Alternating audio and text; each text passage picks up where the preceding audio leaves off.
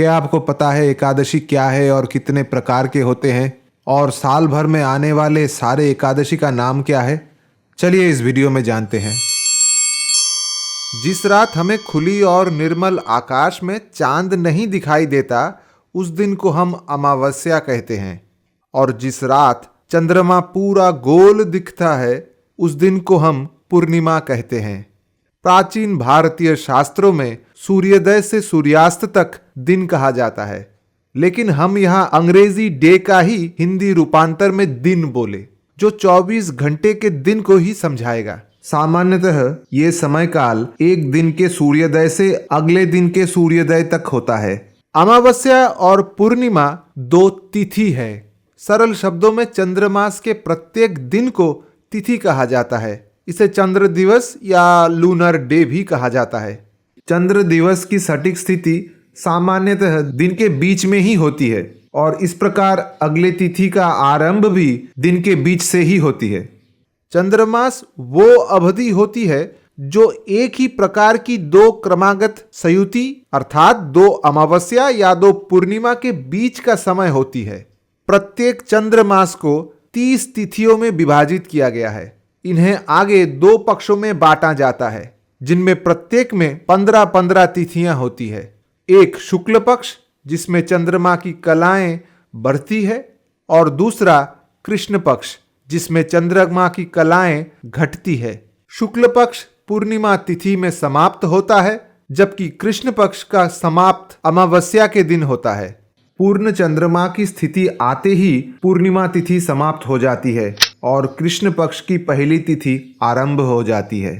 ये दोनों पक्ष मिलकर एक चंद्रमास का निर्माण करता है। जैसा कि पहले बताया गया है, प्रत्येक पक्ष 15 दिनों या तिथियों से मिलकर बनता है। इन 15 विशिष्ट दिनों या तिथियों के अपने अपने नाम होते हैं। दोनों पक्षों में पहली 14 तिथियों के नाम एक ही होते हैं, केवल अंतिम तिथि अलग होती है, जो चंद्रमा के स्थिति के अनुसार अमावस्या या पूर्णिमा कहलाती है। एकादशी का अर्थ है पक्ष का 11वां दिन, यानी एकादशवां दिन, अर्थात अमावस्या या पूर्णिमा के बाद आने वाली 11वीं तिथि। 11वीं तिथि चंद्रमा की बढ़ती और घटती कलाओं के एक विशिष्ट कोण और अवस्था से संबंधित होती है। चंद्रमास के शुक्ल पक्ष में एकादशी के आरंभ पर चंद्रमा ठीक 3/4 पूर्ण होता है, जबकि कृष्ण पक्ष में एकादशी के आरंभ पर चंद्रमा 3/4 अंधकारमय होता है। इस दिन किए जाने वाले व्रत को एकादशी व्रत कहा जाता है। वैष्णव अनुयायी इस दिन भगवान विष्णु या भगवान कृष्ण की उपासना उपवास रख के करते हैं।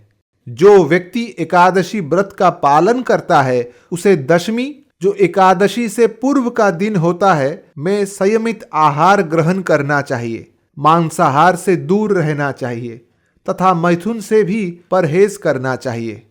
मास के दोनों एकादशियों में पूर्ण उपवास करना श्रेष्ठ माना गया है, अर्थात उस दिन किसी प्रकार का भोजन ग्रहण नहीं करना चाहिए। एकादशी और द्वादशी के संयुक्त काल को हरिवासर कहा जाता है, क्योंकि उस समय भगवान विष्णु की विशेष उपस्थिति मानी जाती है। ये समय पवित्र यज्ञों के लिए अत्यंत शुभ माना गया है। जिस दिन एकादशी का अंश बहुत कम हो और शेष भाग द्वादशी का हो, वो प्रार्थना करने के लिए सर्वोत्तम दिन माना गया है। त्रयोदशी यानी 13वीं तिथि व्रत पारण या व्रत खोलने के लिए उपयुक्त मानी गई है। जिस दिन द्वादशी त्रयोदशी में प्रवेश करती है, वो व्रत पारण या खोलने के लिए सबसे श्रेष्ठ दिन होता है। दशमी और एकादशी के संयोग वाले दिन एकादशी व्रत नहीं करना चाहिए। शास्त्रों के अनुसार ऐसा करने से नरक प्राप्ति का फल होता है। एकादशी व्रत का मूल उद्देश्य सदैव आत्म अनुशासन प्राप्त करना तथा उपवास के लाभों को जीवन में आत्मसात करना रहा है, और ये परंपरा सनातन धर्म की जीवन पद्धति में गहराई से जुड़ी हुई है। हिंदू धर्म में एकादशी का व्रत रखने का मुख्य उद्देश्य मन और इंद्रियों पर नियंत्रण प्राप्त करना तथा उन्हें आध्यात्मिक उन्नति की दिशा में केंद्रित करना है। इसके अतिरिक्त उपवास करने से अनेक स्वस्थ लाभ भी प्राप्त होते हैं। यद्यपि कुछ हिंदू शास्त्रों में ये बताया गया है कि एकादशी के दिन पूर्ण रूप से भोजन त्याग करना चाहिए और अगले दिन द्वादशी को भोजन ग्रहण करने की अनुशंसा की गई है, किंतु आज के समय में एकादशी के उपवास के अनेक अन्य विकल्प भी प्रचलित दिखाई देते हैं। आजकल एकादशी व्रत को रखने के विभिन्न तरीके होते हैं। इस पद्धति में पूर्ण रूप से अन्न जल का त्याग करने से लेकर आंशिक उपवास या केवल कुछ विशेष प्रकार के भोजन करने तक के विकल्प शामिल है। भक्त अपनी सेहत, जीवन शैली और आध्यात्मिक उद्देश्य के अनुसार उपवास का तरीका चुन सकते हैं। एकादशी व्रत के कुछ प्रकार हैं। निर्जला व्रत। इस प्रकार के व्रत में भक्त एकादशी के दिन जल तक भी सेवन नहीं करते। जलाहार व्रत। इस व्रत में भक्त केवल जल का ही सेवन करते हैं। क्षीर भोजी व्रत। इस प्रकार व्रत में दूध तथा दुग्ध उत्पादों का सेवन किया जाता है, जैसे घी, मक्खन, दही, लस्सी या किसी तरह की मिठाई। फलाहारी व्रत। इस व्रत में भक्त केवल फलों का सेवन करते हैं।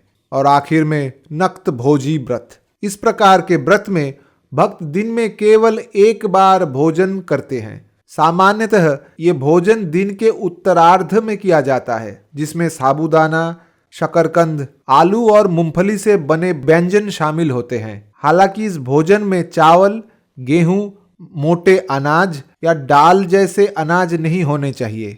एक कथा के अनुसार मार्गशीर्ष या अग्रहायण मास के कृष्ण पक्ष में दैत्य मूर का वध करने के लिए भगवान विष्णु के शरीर से पवित्र एकादशी देवी प्रकट हुई। इसीलिए ये कहा जाता है कि मार्गशीर्ष या अग्रहायण मास के कृष्ण पक्ष की एकादशी को सबसे पहली एकादशी माना जाता है और इसी एकादशी से एकादशी व्रत का आरंभ करना चाहिए।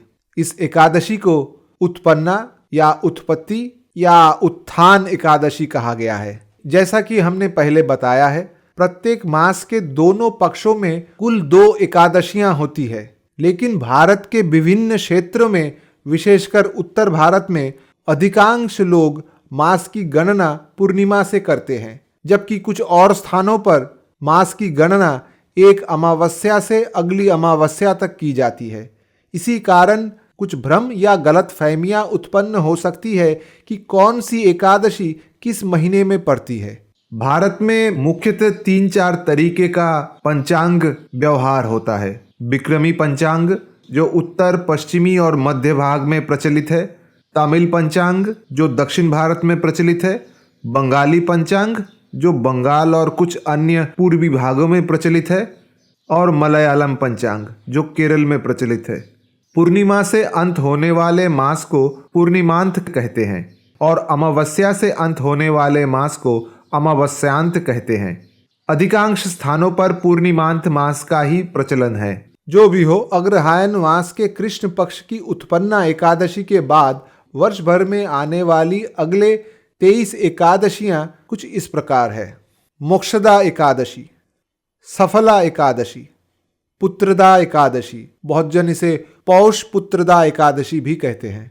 षटतिला एकादशी, जया एकादशी या भैमी एकादशी, विजया एकादशी, आमलकी एकादशी, पाप मोचनी या पाप विमोचनी एकादशी, कामदा एकादशी, वरुथिनी एकादशी, मोहिनी एकादशी, अपरा एकादशी, निर्जला एकादशी, योगिनी एकादशी, शयनी या देव शयनी एकादशी, कामिनी या कामिका एकादशी, पवित्रा एकादशी या श्रावण पुत्रदा एकादशी, अजा एकादशी या अन्नदा एकादशी, पद्मा एकादशी या पार्श्व एकादशी, इंदिरा एकादशी, पाशांकुशा एकादशी, पापांकुशा एकादशी, रमा एकादशी और प्रबोधिनी एकादशी।